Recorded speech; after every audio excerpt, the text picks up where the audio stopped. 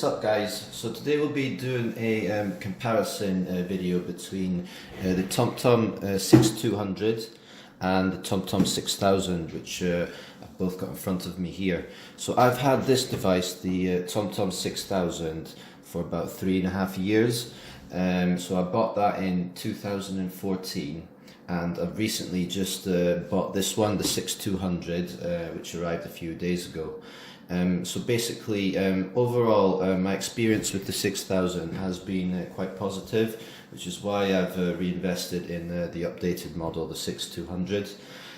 However, there has been a few issues with the 6000, which I will get to later on in this video. So basically, I'll start off by just running through the specifications and the differences between the two.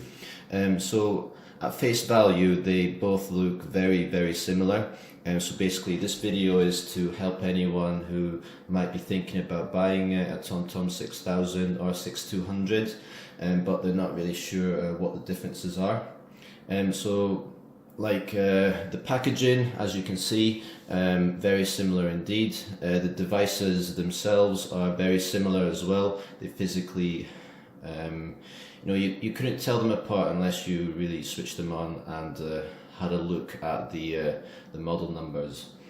But there are key differences with the features, and also the 6200 basically just improves upon the 6000.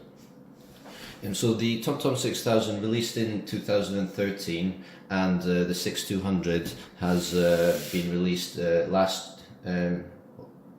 2016, that was released in. Basically, some of the key features that the 6200 has that the 6000 doesn't have are Bluetooth, so you'll be able to speak to people. Basically, you can connect up your phone to the device, and it will allow you to receive messages straight onto the Tomtom device. Obviously, using your phone while driving is dangerous, so that's a feature that's been implemented to help with that. So let's take them both out of the box and take a closer look.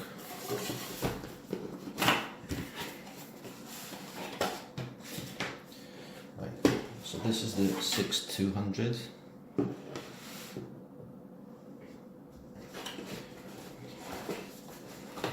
I'll just get the charger out as well, because the mounting system has changed, and it has improved as well, so I'd like to show you that.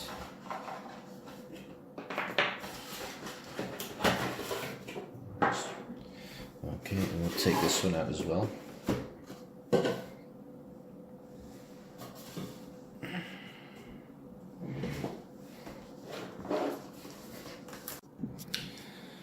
So these are the two devices. This is the 6200 here, and this is the 6000. So if you look at the two devices, they are, visually, they're visually almost identical. So the 6200 is a bit slimmer, so it's more compact, which is to be expected.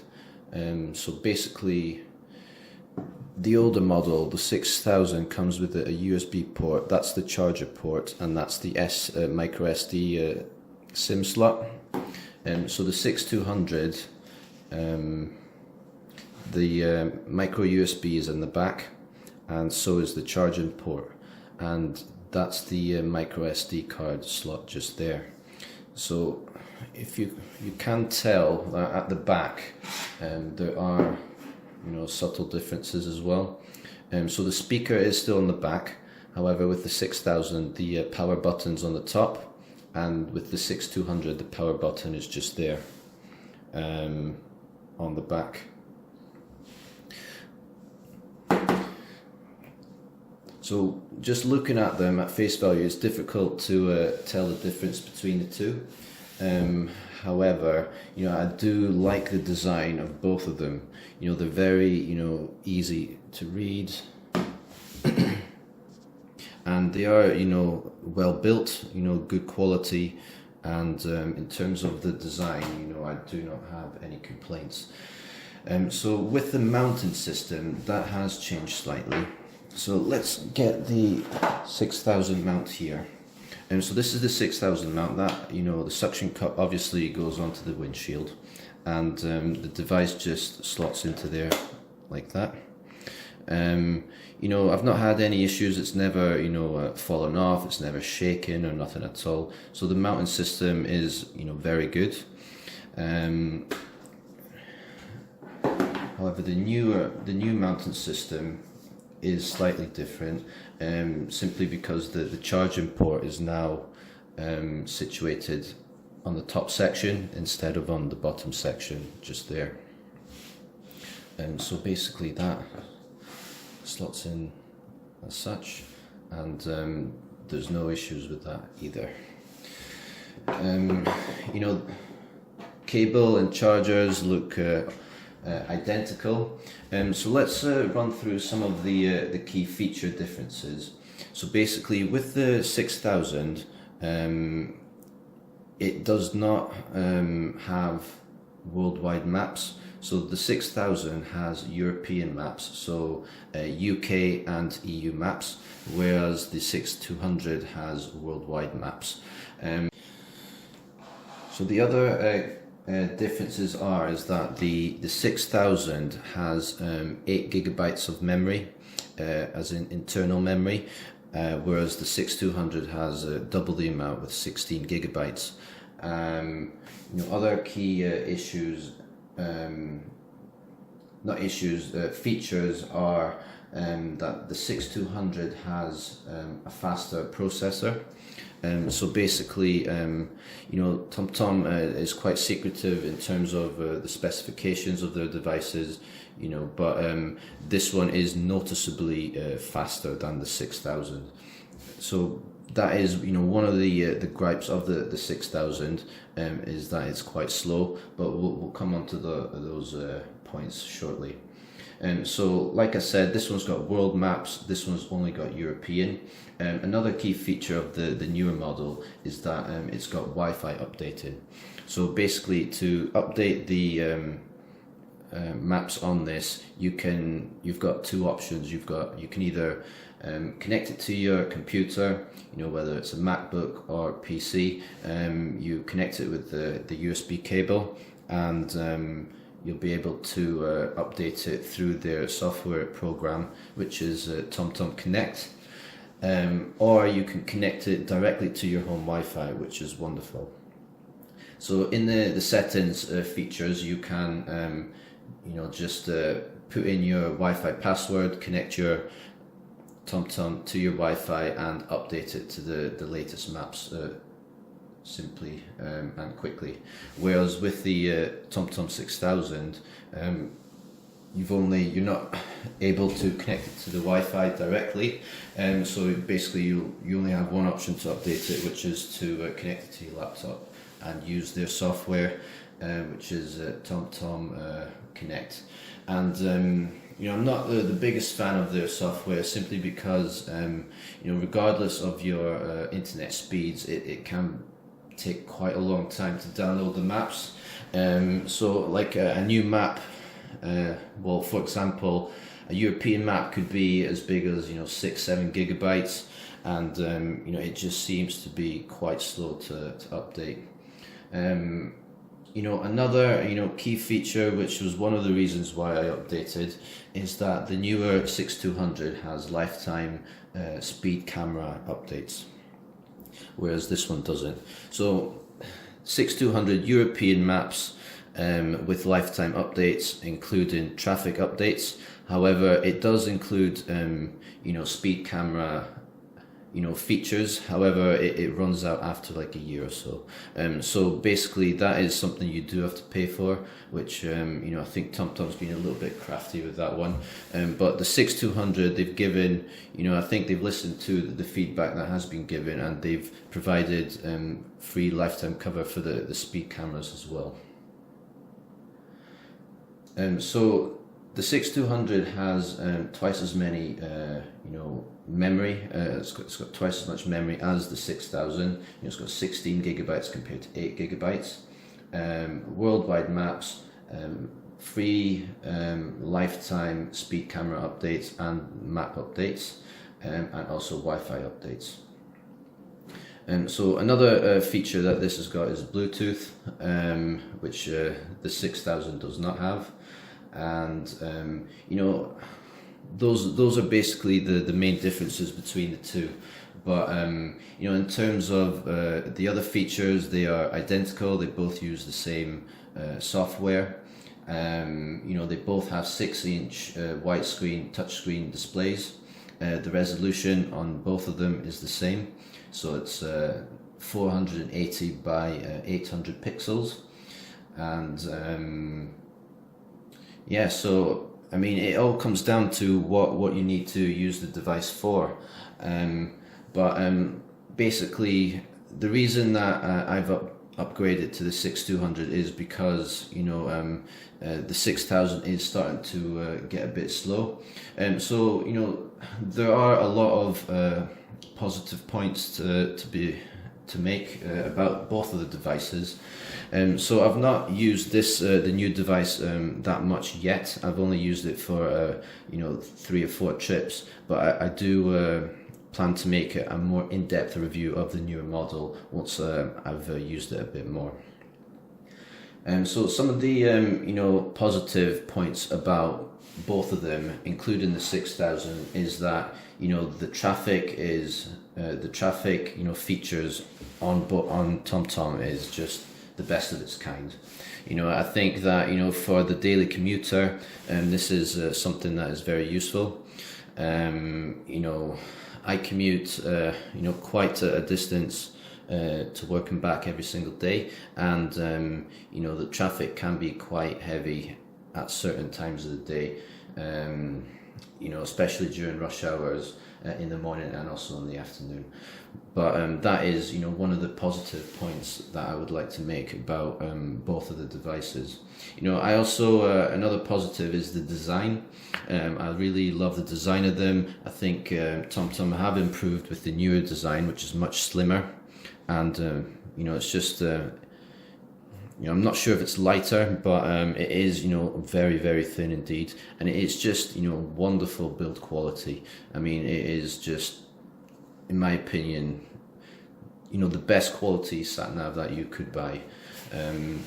So the design is a positive, and the feature set as well. Basically, I think the feature set, considering this is a 5-year-old model now, it was the best of its kind in 2013. But it's still a very good device, and it will serve a lot of people. I've actually sold this device already, the older model. I plan to send that to the buyer today. But the newer model, I've only used it 4 or 5 times, but I do hope to make a more in-depth review of this newer model once I've used it a bit more. So a lot of positive points to make about both of them. Overall it has been a pleasant experience using the 6000. However, there are some issues, which is why I've upgraded to the 6200. So because I've had such the reason I've updated and the reason I've decided to stay with TomTom is because of the good points, of course, but nevertheless there have been issues with the 6000, which have more or less been resolved with the newer model, which I'll come on to now. So the TomTom 6000, one of the problems is that it's slow. So I think it is very, very slow. When I first bought it, it was reasonably quick, but very quickly as the map updates were being installed, it became very, very slow. I wouldn't say to the point that it's unusable, but it does massively impact the experience that you have with the device. So basically, starting up the device is very slow. Loading routes was dreadfully slow, and So basically, it does not have enough, computing power. The CPU and is too slow, and it does not have enough RAM either. The next issue that I've experienced with the 6000 is that it does not have sufficient internal memory to store the maps on. So the older model comes with 8 gigabytes of memory, and basically out of those 8 gigabytes there's about 6 gigabytes that's usable for installing maps on. Now as the maps initially that was enough, so back in 2013 and 14 that would have been more than enough, but as the newer updates started to come out, the maps became larger in size and they no longer fit on the internal memory. So out of the 8 gigabytes, 6 gigabytes is usable. However, the maps were 7.1 gigabytes large, so basically they would not fit on the internal memory. So I resolved that by buying a micro SD card. I bought a SanDisk 32 gigabyte micro SD card, put it in there, and I managed to install the maps onto that. However, the issue with that is that I just found that it became even slower. So by installing the maps onto the internal memory card, it just became even slower to use. Okay, so the next sort of negative point is about the Tomtom 6000 is that it does not have lifetime speed camera updates. So basically that's one of the reasons why I updated my device to the 6200, because it does include free lifetime speed camera updates. So basically both devices come with free lifetime updates for the maps. They both come with free traffic updates as well. However, the newer one comes with free lifetime speed camera updates, whereas the older one doesn't.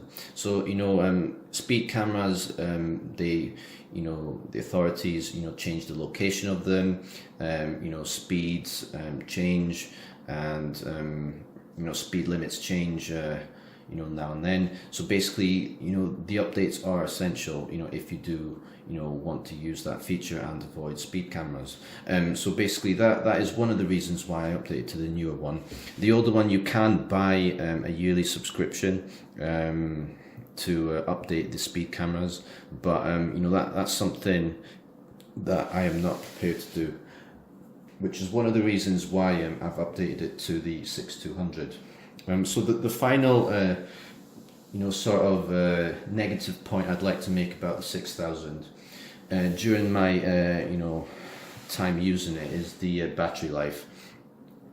So this is a minor issue. I always use it while it's plugged into the USB socket, so I wouldn't say that this is a major issue, but over the years the battery has deteriorated and it does not seem to stay on for as long anymore. So that is just a minor issue that's worth mentioning. So basically overall I am happy with the TomTom experience with the 6000, and that's one of the reasons why I've decided to stay with TomTom and upgrade it to the 6200. All of my all the points that I've raised in this review are my own personal, unbiased, opinion of the devices. I've not been sponsored by TomTom. I've not been given these devices by TomTom in any way, so I am unbiased in that sense. But I do plan to make a new, more in-depth review of the newer model. This video is just purely to explain the differences between the two and discuss the pros and cons of both the devices, and just to help anyone who might be thinking of buying either one of them, why spend X amount more to buy the newer model. So basically to sum it up, the newer model improves upon all the negative issues that the 6000 has. So basically TomTom has listened to the feedback that it's received about the older model. and the newer model improves upon all the points that you know, that this model has. So basically all the issues and cons that the older model has, the newer model does improve upon. So it's faster, it's got a faster processor. You know, Tomtom doesn't release the full specifications of the devices, but you know, from my own personal opinion, you know, just using both devices, this one is, you know, almost twice as fast. You know, this one, the newer model is much quicker. The startup is quicker. Loading the roots is quicker, and you know, so in terms of the processing power, you know, it's definitely been given an update.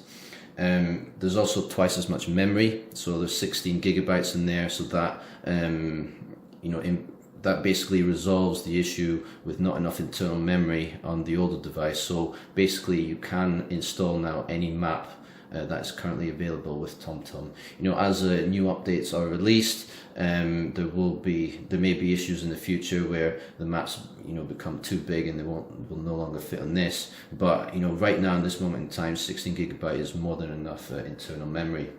And also, you know, I can't comment too much on the battery life. You know, I've not used it enough, but so far so good with that. And also, it's got free lifetime speed camera updates, which the older one doesn't, so that resolves that issue as well. So Tomtom has listened and you know, improved upon everything that is sort of wrong with the older model, and you know, that is it. So if you like what you see, subscribe and give me a thumbs up, and comment down below if you have any questions. I do plan to make a new, more in-depth video of the newer model once I use it a bit more. So thanks a lot for watching, and I'll see you in the next one. Cheers.